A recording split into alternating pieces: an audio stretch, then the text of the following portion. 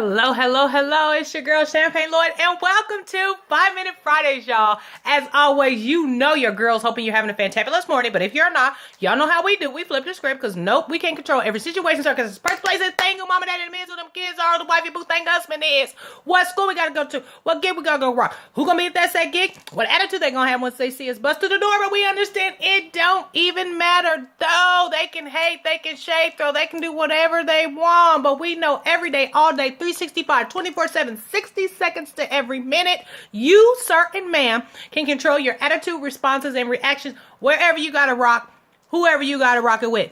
We don't let nobody kill our vibe or steal our joy on no day of the week. Our actions speak louder than their shade throwing and hating ever could or will. So don't even trip, shine, baby, shake the haters off, do you, and you'll take care of all the hateration and shade throwing. Okay, so, when you're going to talk about something, ain't nobody really going to want to hear you.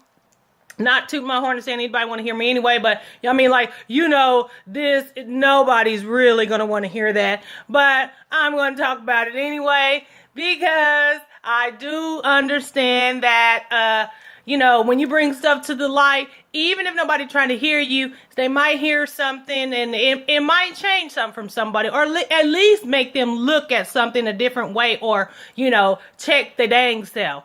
I'm all about, when I be talking, it be for me too. I am all about, bettering yourself, because I believe if you're your best self and if you deal with your issues, then you will be better, contributing to this world and your families. You'll be happier. You know what I'm saying? That's what joy to me is. The definition of joy to me is being your best self, living your best life your way.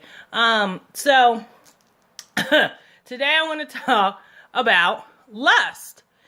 And, okay, so what do you think when I say lust? What comes to mind? For real. I know it's going to be sex, and you will be right. It does have something to do with sex. But I see lust is tearing us up, and it's tearing us up because we're not checking lust. We're just letting lust dictate to us. And then by the time lust is done and you done looked up, you done lost everything. You done lost your family, or you done got caught up in some mess. You wondering like, how in the world did I get here? How did this happen? Oh my gosh, I lost this. Oh my gosh, I'm an addict. Oh my gosh, I'm getting divorced. Oh my gosh, I done did this and that, and I done hurt the very people that I love and I would never want to hurt. Okay, so I think the problem is there's three things that are closely tied. It's desire, passion, and lust. Three things. They're very, very closely related. They're in the same family, but I see it as a progression. And by the time you get to lust is controlling you. A desire is so lust, I believe, starts as desires. Okay, so a desire is a strong feeling of wanting something. You want to have something. You see someone, fellas, you see a, young lady, and you're like, oh my gosh, I'm feeling her. She got all the dimensions right in the right place. I'm feeling her. I desire her. I'm going to further investigate this. Then it turns to passion. A passion is a strong, barely controlled desire. Please hear these slight shifts of words. Okay, so desire is a strong feeling of wanting something. Passion is a strong, barely controllable desire for something. Okay, then here comes lust. If it's not dealt with in the passion, if you don't check yourself, your motives, and what's going on in passion, then we progress to lust. With a lot of brothers, I know you feel me. Y'all might not say it, but it's an intense, uncontrolled desire for something. An intense, uncontrolled desire for something. There's nothing wrong with having a desire, y'all. There's nothing wrong for wanting something. There's nothing wrong with being excited about something. You need passion. You need desire. That's what's going to keep your marriage alive. Passion's going to get you up in the morning and do what you do, do those things you love. Passion is your drive and your desire. Well, lust then comes in. Lust is the epitome, I believe, of narcissism. Lust don't care. Lust wants what it wants when it wants it. It does not care who gets hurt in the process, which is why you'll see a man, woman leave their family for for, another chick, which is why you'll see someone risking everything to get a specific thing, it is uncontrollable. It just don't care who it hurts and what it does and what it destroys. It just wants what it wants and dang everything else. So if you when your desire for something has gotten to that level where you're willing to risk it all. I mean, you see, that's what addiction is. It starts out with, everybody keeps saying they're chasing that first high. Well, they get high, they feel good or whatever. They desire that feeling that they got. And so then it turns into a passion. And then it turns into lust because you're chasing it and chasing it. And by the time you look up, you done lost family, kids, yourself, your health, in jail, in prison. I mean, that's what lust does. If you, and then about, okay, I'm going to say it.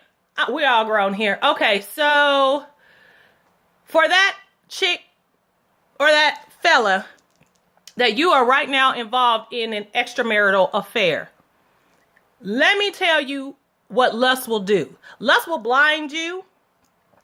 Then the next minute you look up when you lost your wife and your family. You might not feel it now because that lust is talking to you and you really feeling her. But baby, trust me, when it finally humiliates you, because lust it doesn't love you. It doesn't care. So ultimately it's going to be revealed. Ultimately, lust is going to take from you. It is the ultimate taker. It's selfish. It cares nothing for anything. So when it turns on you, that very lust, and then you're left with the fallout from you being controlled by lust, you can't blame anyone. I believe everybody, well, the devil made me do that. Devil ain't made you do nothing. James 1:14, it tells us, no, our temptations, our lust, or from a desire we have within us. So don't get the blaming. Well, she didn't give me enough cookies, or he didn't treat me right, or all those excuses. No, if you're lusting, that comes from something, a desire within you. So you got to see what is it in you that is enabling you to risk it all for a chick, for a female, for a homeboy, for a drug, for, loss of job, loss of family. What is that? You got to check yourself. And I believe the answer to it is love. You know what? Shut lust down. I love my wife. I love my husband. I love my kids. Y'all, don't get it twisted.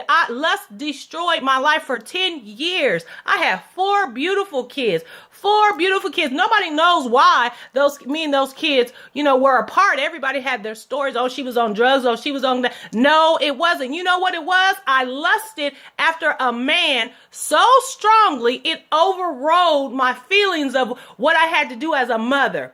10 years. Lust cost me 10 years with my kids. 10. Lust is a costly thing. There's no wrong. It ain't nothing wrong. Hear me, desiring and having a passion for something. We need that. That's what makes life worth living. But when you lust after something, you get destroyed. I cannot tell you the moment when I decided that this man was worth losing everything. I can't tell you. All I know is I had a strong desire. He became my passion. After the passion, it just got out of control, and then lust, and I lost it all. Now, thank God, I got all 4 of my shorties back in my life. It's like God smiled on me. I have 4 kids. I got 9 grandkids. It's like he added an extra one because I realized that I love my kids. I mean, there's nothing I could do about what I did, but love now is combating what my lust destroyed. And that's what you've got to do. You got to count the cost of, is this what I desire, what I lust after, worth me losing this, that, or the other? And yes, it feels good right now, but what about when everything's gone and when I wake up? Because lust fizzles. It cannot sustain. Only love never fails. Only love. So if it's not worth that, what you love, cut it. Ain't nothing wrong with stopping. The best thing you can do is just stop, turn around, go try to right the wrongs that you did and go from there. And then understand that I have such a desire in me that I got to be careful because it can drive me to do some things I don't want to do. which is why I'm very careful with male relations now, because I know I have a tendency to let the passion and the desire for it turn into lust, and I've been lost focus about everything and just focused on that which I desire. I love you guys. Went a little long today, but I think this is serious. It's hindering us. It's tearing up families. It's tearing up communities. It's just breaking good things down. Check your lust. Anything that you're willing to risk love for something you have or hurt, you know you're in lust and you need to deal with that. Love you guys. Praying for you. Have a good weekend. Hope this just gets you thinking. Peace.